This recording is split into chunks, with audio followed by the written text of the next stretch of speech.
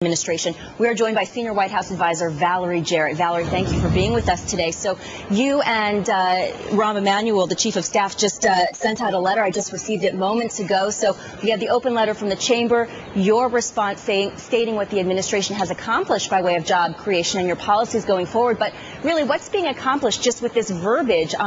When is the job really going to get done of creating more jobs? What's actually happening?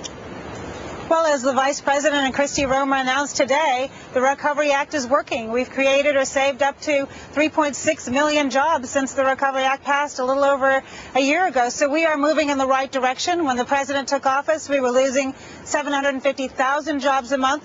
We now have had 6 straight months of positive gain. You mentioned the event at the Chamber. We would have loved to have gone and participated.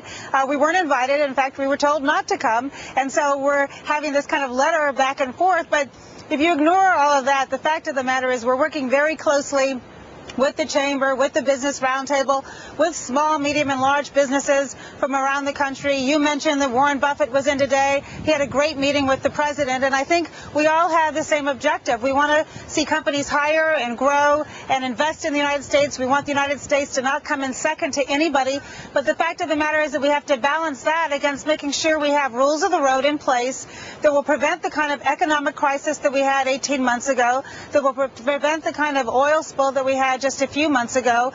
So we have some very real examples of what happens when we don't have important regulations in place. And on the tax credit, or the tax cut, under the Recovery Act, the President has 25 separate tax cuts in there. 95% of working Americans received a tax cut under that. We've had tax cuts for small business to create job growth. We have tax cuts to help them get health insurance.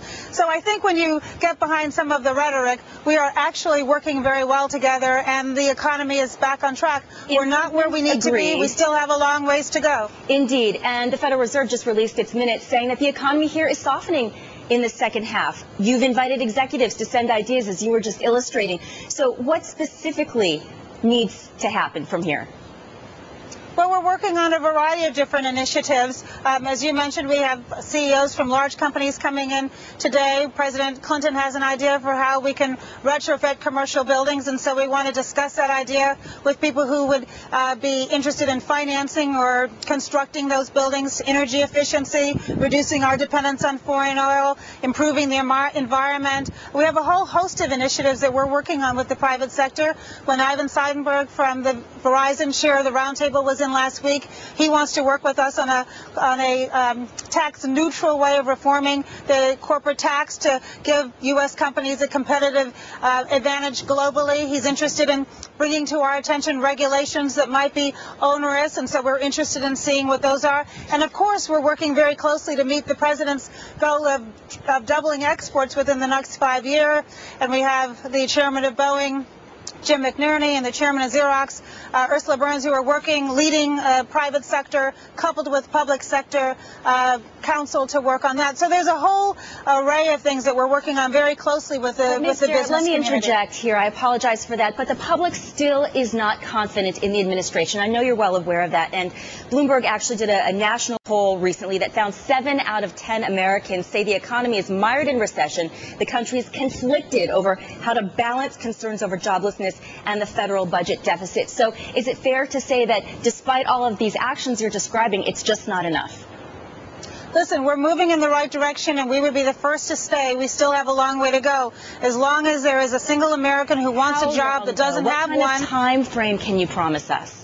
Listen, what we can say is that every single day we're going to get up and do everything we can. It's the number one thing that the President thinks about every single morning, and he directs his economic team and his private sector advisors to help think of ways of jump-starting our economy. But look, we're moving in the right direction, but we didn't get into this mess overnight. We had the worst economic crisis in your or my lifetime, worse since the Great Depression. It is going to take a while to dig us ourselves out of that hole. But we do have some positive signs. A second stimulus? Listen, I think what we're trying to do is let the first stimulus work. The Vice President and Kristi Romer announced today we've created up to 3.6 million jobs since the stimulus was put in place, saved or created. So we're on track with the stimulus, and we're looking for other ideas. But you're right, we have to balance bringing down our deficit, and we have a fiscal commission that is working hard. The co-chairs are at the chamber speaking right now, ways of bringing down our federal deficit, so you have to balance that against additional spending. And so it's a very tough challenge, but we're committed to seeing it through. We're confident that our economy in this country isn't going to come in second to anyone, but we have to be realistic and know that it is going to take some time. The Chamber's open letter also states that uncertainty is the enemy of growth, investment, and job creation. Business owners largely say their hands are tied because they're not confident of the cost. They don't know what the costs associated with, say, health care and financial overhaul are going to mean to them. So is there anything the administration can do to provide better transparency?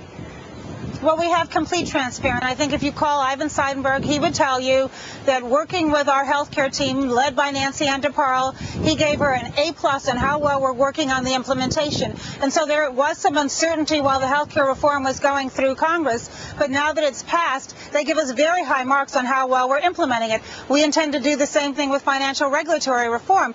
We understand the importance of certainty to the business community. We also understand that as you come out of a tumultuous time and you put in place new regulations, you have to get used to them. And we want to be transparent. We want to be open. We want to make sure that we don't have any unintended consequences that stifle growth and development. But we also want to protect the American people so that we don't end up with a bubble and a false economy. We want long-term sustainable growth, and we recognize that comes from the private sector. Senior White House Advisor Valerie Jarrett, we certainly hope whatever the solution is that more jobs come to this U.S. economy. That's something everybody agrees on. We agree on that. Okay, have a nice day. Thank you.